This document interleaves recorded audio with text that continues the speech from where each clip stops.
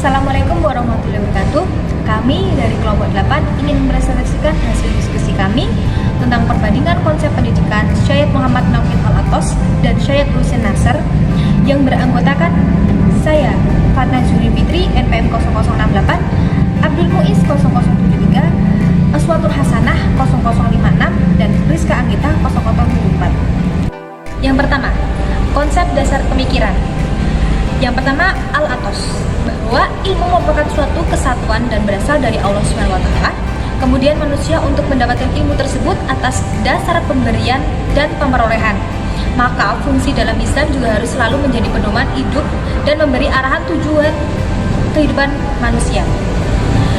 Al-Athos memberikan gagasan besar tentang islamisasi ilmu pengetahuan. Maksud dari tujuan dari islamisasi ilmu ini adalah untuk mengcounter krisis dan ilmu modern, baik dalam lataran konsep maupun langsung pada persoalan-persoalan sumber pengetahuan, nilai kebenaran, bahasa, dan lain-lain. Konsep Al-Athos yaitu gagasan tentang manusia, dan yang kedua, gagasan tentang tarbiyah, taklim, dan taklim. Sedangkan untuk Hussein Nasr, dalam pandangan Syed Hussein Nasr bahwa ilmu adalah suatu hal yang menjadi dasar bagi peradaban manusia. Jika dihubungkan dengan ilmu, maka berbagai peradaban manusia senantiasa mengalami dinamika pada berbagai aspek kehidupan. Posisi ilmu pengetahuan secara terus-menerus mengalami perkembangan, perubahan, dan dibutuhkan sekali bagi kehidupan manusia. Pemikiran Nasr mengenai ilmu pengetahuan dilatar belakangi dengan masalah ilmu di peradaban barat. Diawali dengan bangkitnya rasionalisme melalui proses desakralisasi yang telah mengakibatkan kehilangan tradisi suci manusia dan mengkaji ilmu pengetahuan. Nasr mengibaratkan pengetahuan yang meninggalkan kesucian bagi tubuh tanpa jiwa. Sama-sama perbedaan dan persamaan. Yang pertama, ditinjau dari hakikat dan sumber ilmu, Al-Athos dan Nasr sama-sama mengatakan bahwa asal ilmu itu merupakan suatu kesatuan dan datang dari Tuhan. Dan itu merupakan prinsip dari tujuan diciptakannya ilmu. Dan juga yang menjadi prinsip pembeda dengan konsep ilmu di peradaban barat, modern atau sains modern, di mana agama yang di dalamnya terdapat konsep Tuhan sebagai penghambat kemajuan dan objektivitas sains. Yang kedua, dilihat dari objek ilmu, Al-Athos dan Nasr sama-sama menjadikan semua realitas yang wujud sebagai objek dari ilmu, meliputi aspek fisika dan metafisika.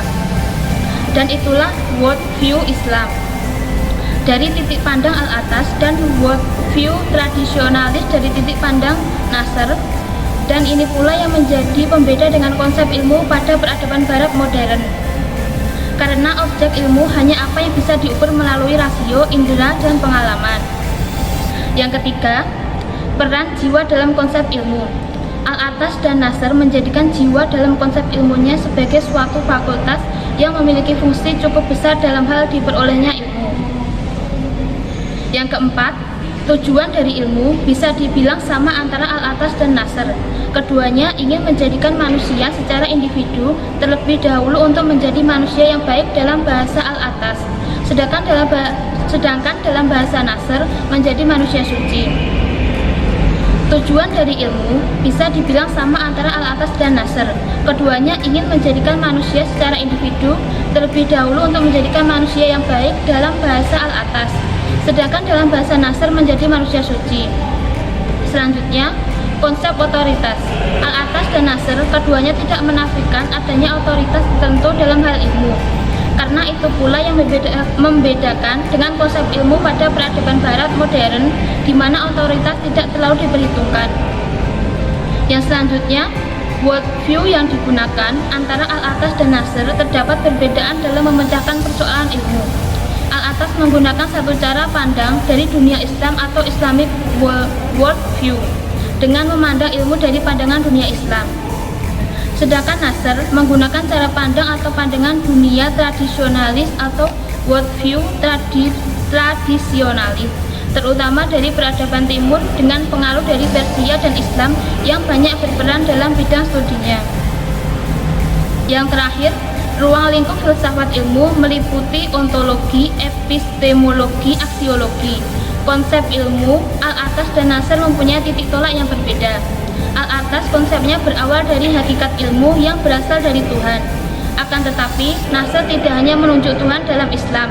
Ia menunjuk dari semua agama, keyakinan, serta penganut mistisisme. Keunggulan dan kelemahan. Jika dilihat dari sisi epistemologi, Al-Atas menjabarkan secara rinci bagaimana manusia memperoleh ilmu, mulai dari fungsi serta cara kerja indera eksternal dan internal, hubungan akal dan intuisi dalam memperoleh ilmu, serta otoritas yang merupakan sumber ilmu paling tinggi. Jika ditinjau dari sisi aksiologi, konsep manusia yang baik menurut Al-Atas membentuk pembahasan sendiri secara rinci. Berdirinya International Institute of Islamic Thought and Civilization di Malaysia adalah wujud dari konsep adab dan pemikiran Al-Atas dalam sebuah institusi. Sedangkan konsep manusia suci belum ada pembahasan sendiri secara rinci. Ia hanya menjelaskan secara global manusia suci dan dampaknya dalam kehidupan.